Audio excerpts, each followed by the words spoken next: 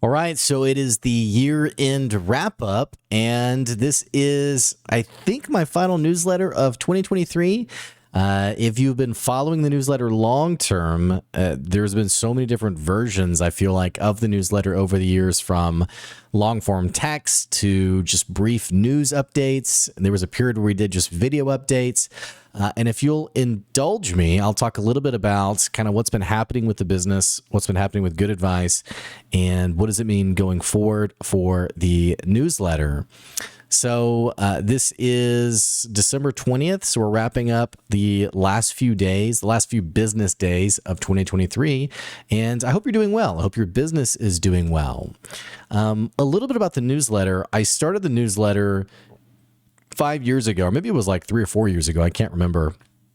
And it was really out of this inspiration of my dad, who my dad had always sent a newsletter to his customers. He would joke that the only reason people knew he hadn't died yet was because he sent his newsletter. And I really resonated with this idea of consistency. I don't know if I've ever really been that great at consistency. I think about like gym memberships over the years where my wife for years tried to get me to cancel our gym membership. And I'd always say, I'm going to go. And then she'd be like, you've been 3 times total this year. Like, you're not going to go. And I'm like, I'm going to go next year. I'm going to make it happen. So I feel like I always struggled with consistency. And for whatever reason, I really resonated with this idea of the newsletter, of like putting out weekly content for anybody who'd find value from it. Over the years, our newsletter has grown. We've had more and more people join the newsletter. And the form of how the newsletter has been delivered has also changed. I kind of talked about the different versions of it. For about 3 years of doing the newsletter, I never missed a single week of sending the newsletter out. Every week the newsletter went out, and I really felt proud of that. In fact, I can actually remember, I don't remember the date, but it was sometime like in the middle of year 3 when I missed a week, and I was crestfallen. I was devastated. I thought, how could I let this happen after such a great streak? Well, as time would go on, I would miss many more weekly updates of the newsletter. And especially over this past year, there have been many spurts of the newsletter only coming, once every 2 or 3 weeks, missing several days at a time. I had the period of the video updates, and really the reason I started doing the video updates was because it was a lot easier just to sit in front of a camera and talk than it was to write about things. This was the days before ChatGPT. You couldn't just get something auto written for you. And proudly, still to this day, I don't have ChatGPT write anything for me. I write everything myself, in fact. So where does that leave the newsletter today? Well, over this last year, my business has really grown. It's pretty incredible looking at the revenue numbers month after month, seeing like new avenues with the podcast. We started selling podcast advertising this year. We really kind of honed in on what we do and what we sell. I say we, it's me. I had somebody I hired and then fired, and the business has had its ups and downs for sure, but it has really evolved and grown.